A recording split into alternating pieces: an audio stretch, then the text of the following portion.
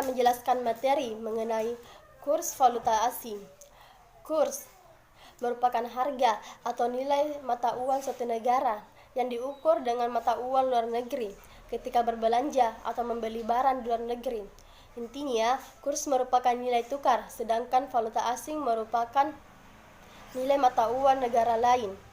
Jadi, kurs valuta asing yaitu rasio nilai antara mata uang domestik dengan mata uang lainnya.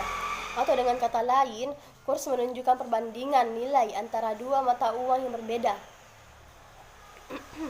Selanjutnya, sistem kurs valuta asing. Yang pertama, sistem kurs tetap.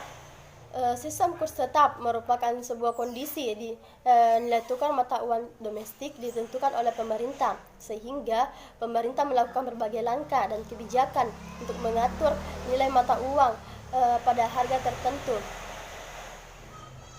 Sistem ini juga berarti bahwa kurs valuta asing ditetapkan oleh bank sentral yang secara aktif terlibat dalam setiap transaksi. Akan tetapi, pihak bank tidak dapat merubah kurs itu sendiri sebab adanya keterkaitan dengan pemerintah. Yang kedua, sistem kurs bebas atau mengambang.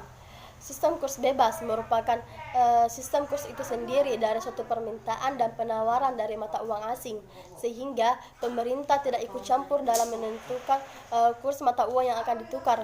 Dengan sistem ini, besarnya nilai tukar diserahkan pada mekanisme pasar.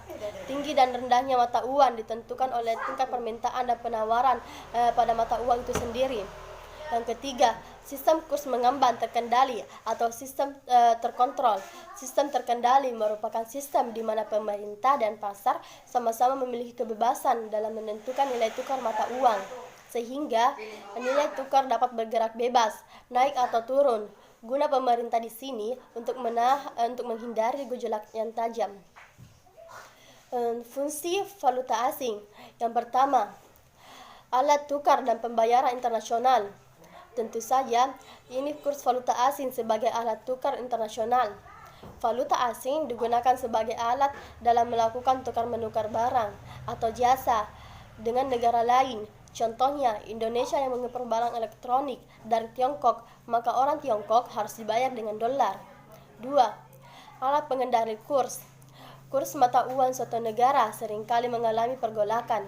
Dengan pengelolaan tingkat penggunaan suatu valuta asing tertentu, suatu negara dapat mengendalikan nilai tukar mata uang mereka dengan lebih mudah. Contohnya, dengan adanya kurs rupiah ke dolar, maka dapat diketahui bahwa nilai tukar rupiah semakin naik atau semakin turun. Dalam hal ini, kurs dijadikan patokan dalam mengendalikan mata uang suatu negara. Yang ketiga, alat memperlancar perdagangan internasional.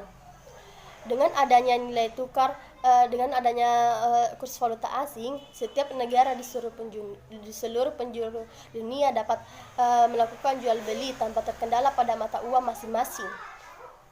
Jenis kurs valuta asing. Yang pertama, kurs jual, yaitu harga yang diberikan kepada bank kepada seseorang yang ingin membeli mata uang asing. Yang kedua, kurs beli, yaitu harga yang diberikan oleh bank kepada seseorang yang ingin menukarkan mata uang asing. Yang ketiga, kurs tengah, yaitu harga yang diberikan oleh bank antara kurs jual dan kurs beli. Penjumlahan kurs beli dan kurs jual yang dibagi dua. Selanjutnya, faktor yang mempengaruhi nilai kurs. Yang pertama, kebijakan pemerintah.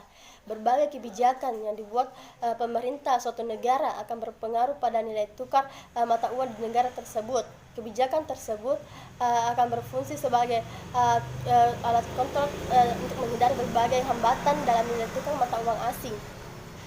Menghindari berbagai hambatan terhadap pandangan dalam perdagangan internasional. Yang kedua, tingkat inflasi. Dalam pasar valuta asing, yang menjadi dasar utama adalah perdagangan internasional, baik berbentuk jasa maupun barang. Dengan begitu, perubahan harga dalam negeri relatif terhadap harga luar negeri merupakan faktor yang mempengaruhi pergerakan nilai mata uang asing. Ketiga, perbedaan tingkat suku bunga. Arus modal internasional dipengaruhi oleh perubahan tingkat suku bunga suatu negara. Dengan kata lain, kenaikan suku bunga akan memancing masuknya modal asing. Tingkat suku bunga akan mempengaruhi operasi pasar valuta asing dan pasar uang. Ketika terjadi transaksi, maka bank akan mempertimbangkan perbedaan suku bunga di pasar modal nasional dan pasar global. Dengan pandangan yang berasal dari keuntungan, pihak bank lebih memilih mendapatkan pinjaman murah di pasar mata uang asing dengan tingkat bunga yang lebih rendah dan tempat mata uang asing pada pasar kredit domestik. Jika tingkat bunganya lebih tinggi. 4. Aktivitas neraca pembayaran. Nilai tukar mata uang juga dipengaruhi oleh neraca pembayaran. Neraca pembayaran akan meningkatkan nilai mata uang domestik dengan meningkatnya jumlah debitur asing. Jika saldo pembayaran pasif, hal ini akan mengakibatkan menurunnya nilai mata uang domestik, sehingga debitur akan menjual semuanya dengan mata uang asing untuk membayar kembali mata uang kewajiban mereka. Dampak neraca pembayaran diukur dengan nilai tukar. Pembatasan impor, perubahan tarif, kuota perdagangan, dan subsidi akan mempengaruhi neraca pembayaran. Yang kelima, tingkat pendapatan relatif. Laju pertumbuhan pendapatan terhadap harga-harga luar negeri merupakan faktor lain yang mempengaruhi penawaran dan permintaan dalam pasar valuta asing. Kurs mata uang asing akan melemah ketika laju pertumbuhan pendapatan domestik membaik. Ekspektasi nilai tukar mata uang suatu negara di masa depan juga menjadi faktor yang mempengaruhi nilai tukar valuta asing. Seperti halnya pasar keuangan lainnya, pasar falas akan bereaksi cepat terhadap berbagai berita yang dianggap berdampak pada masa depan. Demikian presentasi dari saya mengenai kurs valuta asing.